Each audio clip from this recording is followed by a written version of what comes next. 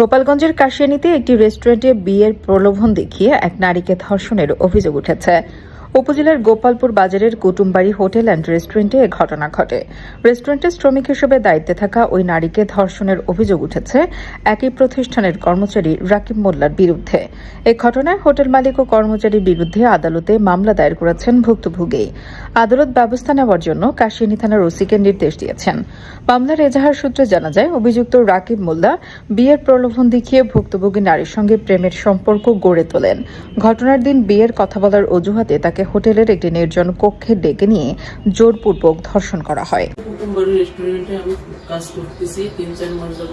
সে ওইখানে চাকরি করে কিছুদিন হয়েছে, 10 মাসের মতনই হয়েছে, 15 দিনের মতো হয়েছে। সে আমার প্রস্তাব দেয়, আমি সেই প্রস্তাবে রাজি হইলে এখন সে তার সাথে আমার সহমত চলতেছে।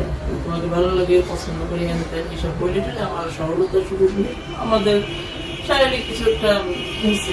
এখন তাকে বিয়ের কথা বলছি, সে ছেলেমেয়ের কথা বলছে। আমি বলছি হ্যাঁ, ছেলেমেয়ে আমি তার বাবার কাছে দিয়ে দিচ্ছি। এখন বিয়ের কথা যে বলে সে তার পারিবারিক সমস্যা দেখায় যে আমার ফ্যামিলিতে মানবে না।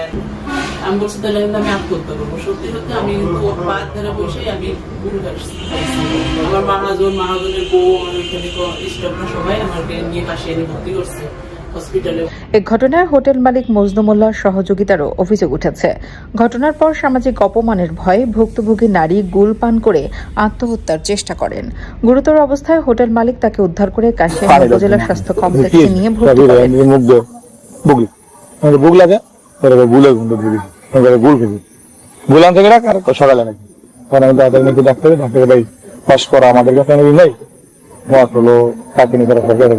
করেন।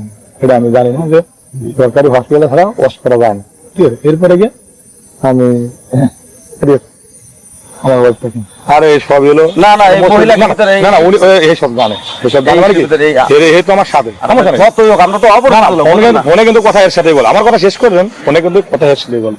এখন কি হয়েছে, পরে নিতে সময় দেখবে মানে ভাবে ওর গলা ভিতরে হাত দিতে বমি করে দিলে ওরা মোটামুটি তারপরে ওয়াশ করে যায় নিয়ে এসে ওর বাপের ফোন দিচ্ছি 3টে। আমি ফোন দিচ্ছি ওর চাকরি নাকি চাকরি, ওর বাপ দাঁড়িয়ে গেল ওই মাই। আমি মনে করি আপনার মেয়ে কি ফোনের সাথে ফোনে কথা বলছে, কার সাথে রাগারাগি করে যদি এই গুল খাইবে, এই জিনিসটা কেমন তাড়াতাড়ি আমি হসপিটালে আপনি আসেন।